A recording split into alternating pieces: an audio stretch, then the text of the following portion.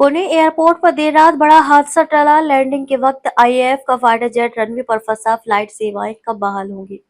Pune international airport पर शुक्रवार रात करीब 12:25 पर आधी रात इंडियन एयरफोर्स आईएएफ के एक लड़ाकू विमान में तकनीकी खराबी के कारण कुछ समय के लिए उड़ानें बाधित हो गई। लैंडिंग के दौरान विमान के लैंडिंग गियर सिस्टम में आई खराबी के कारण विमान रनवे पर ही फंस गया।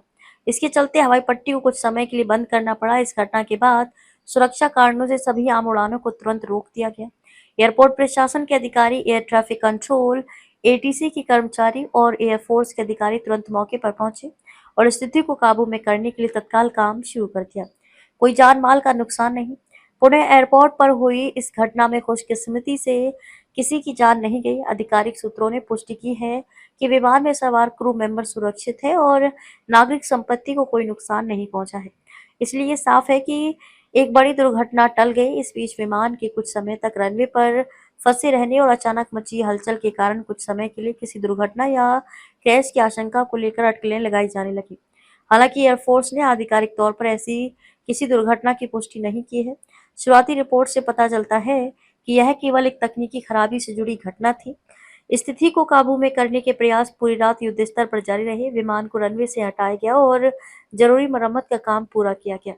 एयरपोर्ट डायरेक्टर संतोष धोखे के अनुसार शुरू में ये अनुमान लगाया गया था कि सामान्य परिचालन बहाल करने में लगभग 4 से 5 घंटे लगेंगे।